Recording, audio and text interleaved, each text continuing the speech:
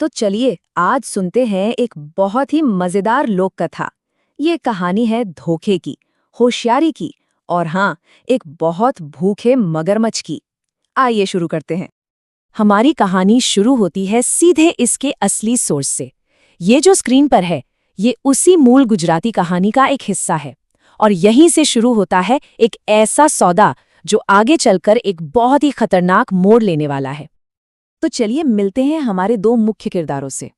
एक है मगरमच्छ और दूसरा है एक ग्वाला। और ये दोनों नदी किनारे एक अजीब से हालात में एक दूसरे से टकराते हैं। जरा सोच कर देखिए, एक इतना ताकतवर मगरमच्छ जो नदी का राजा माना जाता है, आज पूरी तरह से लाचार है। एक भारी पत्थर के नीचे दबा हुआ, कीचड़ में फंसा हुआ और ऊपर से भूखा भी। और जब कोई इतना बेबस होता है तो वो कुछ भी वादा कर सकता है। और तभी वहां से एक ग्वाला गुजर रहा होता है। मगरमच्छ उसे देखकर एक सौदा पेश करता है जो सुनने में तो बड़ा अच्छा लगता है कि तुम मुझे आजाद करो और मैं तुम्हें सुरक्षित नदी पार करा दूंगा। लेकिन क्या एक भूखे शिकारी पर भरोसा किया जा सकता है? लेकिन भाई, ग्वाला भी कोई बेवकूफ नहीं था। उसे पता था कि मगरमच्छ की फितरत क्या होती है। उसका पहला रिएक्शन डर और शक का ही था और यहीं से इन दोनों के बीच एक तनाव भरी बातचीत शुरू होती है। मगरमच्छ तो कस्में खाने लगता है, गिड़गिड़ाने लगता है और आखिरकार बेचारे ग्वाले का दिल पसीज ही जाता है। वो मगरमच्छ पर भरोसा करने का फैसला कर लेता है, एक ऐसा फैसला जिसका अफसोस उसे बहुत जल्द होने वाला था। और ये देखिए धोखा, जैसे ही पत्थर हटता है मगरमच्छ का असली रूप सामने आ गया। वादा टूट गया। ग्वाले की दया का इनाम उसे धोखे से मिला। अब वो बेचारा अपनी जान बचाने की लड़ाई लड़ रहा है। तो अब क्या? मगरमच्छ के जबड़ों में फंसा ग्वाला मदद के लिए चिल्ला रहा है। क्या उसकी आवाज कोई सुनेगा? मतलब हालात तो बहुत ही खराब है। ग्वाले की नेकी का बुरी तरह फायदा उठाया गया है।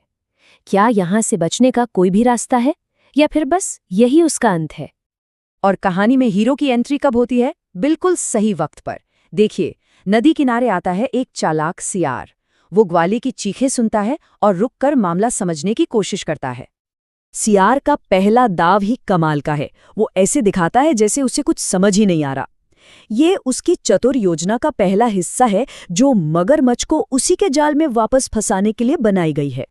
चलिए अब देखते हैं कहानी का वो हिस्सा जहां सियार अपनी चतुराई दिखाता है और पूरा खेल पलट देता है। देखिए, सियार की योजना कितनी सीधी लेकिन कितनी असरदार है। वो कोई लड़ाई झगड़ा नहीं करता। वो बस कहता है, चलो सब कुछ फिर से करके देखते हैं ताकि मुझे बात समझ आए। वो जानता था कि मगरमच्छ का घमंड उसे ये करने पर मजबूर कर देगा। और मगरमच्छ, वो तो अपने घमंड में सीधा जाल में फंस गया। उसे तो बस अपनी बात सही साबित करनी थी और इस चक्कर में उसे सियार की चालाकी नजर ही नहीं आई। उसका यही घमंड उसके खिलाफ गया। सियार का इशारा मिलते ही ग्वाले ने वो भारी पत्थर उठाया और वापस मगरमच्छ की पीठ पर रख दिया। और बस एक ही पल में सारी बाजी पलट गई। जो शिकारी था वो फिर से फंस चुका था। और तब सियार चिल्लाता है, भागो, अरे मूर्ख, भागो। ये पल था जीत का। ये वो पल था जब दिमाग ने ताकत को हरा दिया था।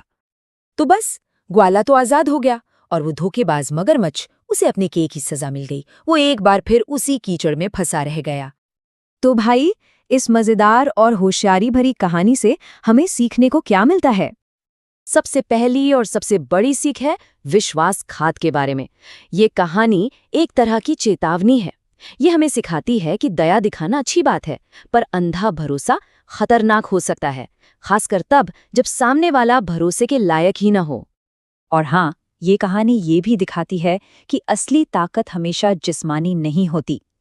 बेचारा ग्वाला उस ताकतवर मगरमच्छ के सामने तो कमजोर था, लेकिन सियार की अकल ने, उसकी चतुराई ने पूरा खेल ही बदल दिया।